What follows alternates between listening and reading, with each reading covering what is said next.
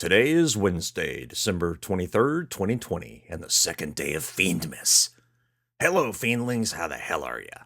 Some of you might be wondering why it took so long for this book to get out into the world. It's a long and boring story, but I'll simply put it like this. Derelict Trident and Derelict Shipyards won't be published in ebook or trade paperback for quite a while. Which, of course, means I won't be making royalties off the roughly 150,000 to 200,000 words it's taken to finish Derelict. Despite that, I wanted to finish the series for my readers and listeners before embarking on other projects. In a way, I didn't have a choice. Every time I got somewhere in another project, Derelict would rear its ugly head. So instead of fighting it, I finished Trident, and I'm about 85% finished with the final book, Derelict Shipyards. Take that, you gluttonous OCD subconscious. I needed to get that off my chest. Rather than delay your content further with my rambling, it's time to give you another Fiendmas goodie. Be safe, have a great day, and we'll talk again tomorrow. Here's episode 2 of Derelict Trident. Chapter 2. Dickerson opened his eyes and immediately regretted it. He felt the ooze of the stasis liquid on his skin, the smell of same, and tasted something not quite like bile. Although Black had kept the light dim, it still hurt his eyes. After several seconds of blinking, the stars before his eyes finally disappeared. Someone groaned in the pod next to him. Despite laying in a pool of ick and feeling as though he had a dozen beer hangover, he couldn't help grinning. "Fuck this," a familiar voice said from the pod. Dickerson coughed the last of the fluid from his lungs and pulled himself up. Carb's face poked over the edge of her pod, looking nauseous and damned unhappy. "Good morning, sunshine," he drawled, purposely drawing out the words. "Fuck yourself," Carb snapped and spat another goopy rope of fluid to the deck. "And why the hell do I feel so bad?" "Emergency stasis release," Kelly Moore's voice said. Dickerson turned his head and saw the corporal. She was fully dressed, but looked as bad as he felt. "Shit," Dickerson said. He pressed down with his hands and managed to swing a leg over the pod's side. With one foot down, he moved to swing the other, nearly slipped, and managed to recover his balance at the last second. "Well, that would have been a cheap vasectomy," Kelly Morris said dryly. Dickerson blushed, his cheeks growing hot with embarrassment. "Morning, Corporal." "Welcome back, Dickerson." He made it 4 steps before remembering where he was and what had happened. "The beacon," he said in a low croak. "What?" Carb asked. He spun awkwardly and locked eyes with her. "The beacon. Did you stop it? Did we—" Carb shook her head. "No, we didn't." He turned again to face Calimora. "Did we even fucking try?" The corporal's eyes hardened, but not with animosity. Dickerson felt as though she were trying to keep her composure. "Yes, we tried. I'll brief you as soon as I can." She cocked her head as though listening for something, her eyes staring off into space. She held the pose for a mere heartbeat or two before refocusing her gaze. "Infantry!" she called out. "Get your asses in the showers and suit it up. We have work to do." With a glare, she exited the lockers. More bodies emerged from the stasis pods. Copenhaver, Wendt, and Murdoch clambered over the sides of their pods, eyes rapidly blinking and each looking more sick than the last. Carb made her way to him and slapped his shoulder. It was about as far up as she could reach. "We'll talk," she said quietly, and pulled him toward the showers. He resisted for a moment, wanting to shriek at her and the corporal, and slug Carb upside the head for giving him a sedative and not giving him time to prevent the beacon from slamming into Pluto. She slapped him hard, and he glared down at her. "Get your shit together," Carb said. He opened his mouth to protest, to yell, to do anything apart from simply nodding, which is what he ultimately did. She led him to the showers while his mind raced with scenarios and questions. When he stepped beneath one of the faucets, his hand numbly reached out and started the water. The warm droplets turned into a hot spray that stung his skin before turning into a warm, comforting cloak of steam. He rubbed his arms and legs, helping the water solubilize the stasis liquid. His block alerted him to a connection request. Black wanted to talk. Good. "Yes, Black?" "Welcome back," Black said. "Are your injuries healed?" Good question. He raised his arms above his head and felt the stiffness in the joints and muscles. It was slightly worse than the usual kinks you had to work out once you left stasis, but he definitely noticed it. Mostly, he said. I'll let you know after I move around some more. The bionamies should have stabilized and repaired the torn tissue. I imagine it will be sore until you properly flex the ligaments, tendons, and musculature. Dickerson grinned. I have been injured before, Black. My apologies, Lance Corporal, Black said. I tend to over-explain. He let the comment go, although he was certain the AI felt the gist of the unspoken thought. What happened to the beacon? Black paused for a moment. Another notification hit his block. Black wanted to send him files, and he agreed to the transfer. While his hands massaged his muscles and sloughed off the remaining stasis liquid, his mind filled with images, readings, and reports. In a matter of seconds, he knew exactly what had happened and why, or at least Black's version of why. The trio wouldn't let you stop the beacon. No, Black agreed. They wouldn't. The autonomous programs loaded into my core took over ship systems for navigation and propulsion. There was nothing I could do. That was hard to swallow. Then again, nothing about their trip to Mira had made any damn sense. Well, not once they arrived and the trio began playing games with intelligence and orders. Dickerson had been trapped in one of Mira's escape pods while S&R Black blasted Mira to stellar dust, but he watched the footage in his mind as though he'd been there with Lieutenant Talby, launching missiles and firing the guns. The trio had wanted them to capture the alien artifact known as the beacon, insisted they had to crash it on Pluto to secure it. While the trio's previous intelligence and proclamations had saved both he and Calimara's squad, they had also manipulated Captain Dunn to destroy Pluto with the beacon. And now, Pluto no longer existed. What happened after the beacon hit Pluto? That information is currently available only to the command crew. Gee, he thought, I wonder on whose orders. Understood, Black. He disconnected from the AI, and his vision filled once again with the bulkhead and showerheads. Most of the infantry had already finished and were headed to the lockers. Sighing, Dickerson turned off the shower and walked across the cold deck to get dressed. Chapter 3. The empty galley was welcome. Kelly had been awakened along with the command crew, roughly 10 minutes before the rest of the infantry was pulled from stasis. She didn't bother questioning Black or the officers as to why. Since she was due in the briefing room in a few minutes, she imagined the captain wanted the command crew to get a head start. That wasn't a good sign.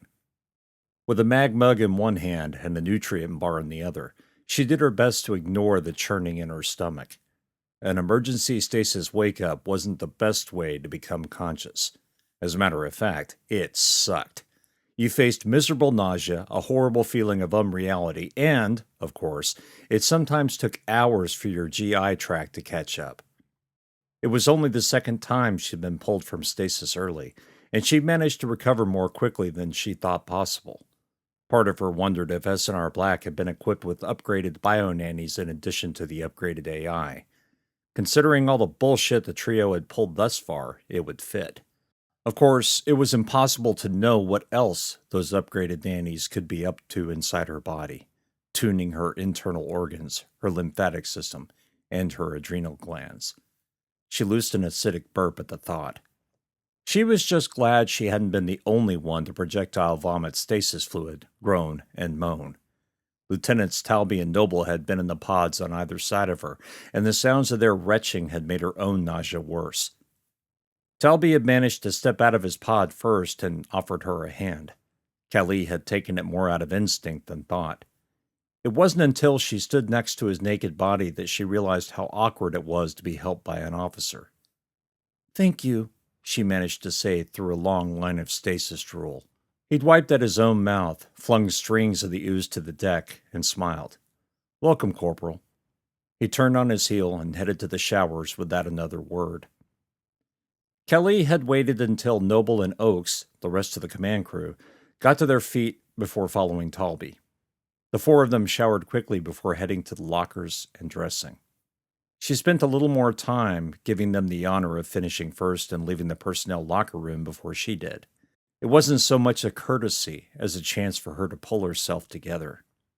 The crew had been put into stasis not by choice, but because of a virus or worm the trio had programmed into Black. Her first thought at coming awake was the shock she was still alive. After all her hours on Mira, traveling the pitch-black corridors where light itself seemed to disappear, going into stasis in an emergency situation had left her mind in a torrent of fear, terror.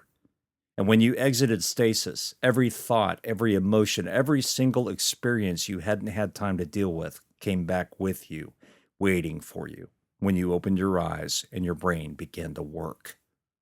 In the instant before she'd truly become conscious, she'd relived every moment spent aboard Mira, the fear, the stress, and worst of all, the anxiety of knowing she was leading her squad into certain death. Powerless to save herself, let alone anyone else. The nightmare would follow her into every dream, every time she saw shadows or floated in the uncaring darkness of space. She knew it. 3 minutes was how long it took for her to compose herself and stop her hands from shaking. Even then, the chilling fear of the exosolar creatures continued scratching up her back like a million skittering spiders. Every touch reminded her of the starfish creatures, their shimmering, impossibly dark carapaces, and their deadly acid. Not to mention the pine cones and whatever that presence had been. But she'd finally managed to pull herself together and hit the galley. She was proud to see her hands had steadied, the liquid in the mag mug holding a consistent level. If she could convince her stomach to settle, she might be ready for whatever fresh hell she was about to face. Maybe. The briefing hatch was open and the lights were on, but she couldn't see the table from her vantage point. No voices muttered in hushed voices. No proclamations, no salutations, nothing. The room might as well have been empty, but when she walked through, the captain and Talby were in their normal places. Her stomach buzzed again, but more out of embarrassment than from stasis sickness. She was the last one to arrive. Didn't exactly make for a good impression. But that wasn't true either. Both Noble and Oakes were missing from the table. Forcing a neutral expression on her face, she made her way to sit far from the captain, but Talby motioned to her. She sat down in the chair next to him and realized she was sitting in Gunny's usual spot. Talby's grin was a little sad, but genuine. "You're my number 2, Corporal. You sit here." "Hi, sir," she said. Dunn, who'd been staring at the holo display, finally looked down to survey the command crew. "First off," he said, "sorry for the shitty wake-up, but you'll understand why shortly." He nodded to the holo display. A navigation map appeared before them. "Black picked up an emergency beacon signal a bit off of our present course. Oakes and Noble are currently changing our course to intercept." He made eye contact with Talby. "It's S&R Red." Kelly Morris shivered. The silence that followed the lifeless, slow cadence of his words encompassed the room like a shroud. Dunn raised his eyes back to the display. "All hails have failed. Red appears to be heading back to the orbit of Neptune, but she's not under control. Black is continuing to track the beacon and reports Red is drifting as though she collided with something." He glanced at the two of them. "Remember those KBOs that Black told us about?" "Oh, shit," Talby muttered. The captain nodded. "I'm thinking the same thing." Kelly cleared her throat. "Excuse me, sir. You mean Trident sent S&R Red to intercept them? Tow them to a different course?" "Yes," Dunn said. "That's what I believe happened." "What does Trident say?" Talby asked. Dunn's expression flatlined. "Nothing. No response to hails. No communications traffic detected." He seemed to notice the looks of bewilderment that had crossed both Kelly and Talby's faces. "Ignore that for now. One problem at a time." A moment of silence followed this statement. Kelly got the message. Talby did too. "So," Talby said, taking a sip before he spoke. "How do you want to play it, sir?" Dunn shrugged. "We're low on ammo. We only have the SV-52 for fire support and no skiffs to ferry the infantry. Therefore," he said, "I'm open to suggestions." "Well," he said and grinned at Kelly, "I think we can come up with some ideas." "I thought so," Dunn said. "Don't take too long. We're going to be there in less than—" "Attention crew," Oakes said over the general comms. We will commence deceleration burn in 10 minutes. I repeat, deceleration in 10 minutes. Couches in 5. That is all. 15 minutes, Dunn said. 5 minutes after the burn, we'll be there. Get me a plan together. He grunted. Oh, almost forgot. He sent a command to the holo display, and the map dissolved, a new image appearing in its wake. Kelly stared at it for a moment before she felt the fear. On the screen, an oblong shape with a rugose carapace floated in the cargo bay near the main hatch. Its silver talon appeared to lick the atmosphere around it. How the fuck? Talby started to say. Is that what I think it is, sir? Yes, it is, Dunn said. Pinecone, Kelly said.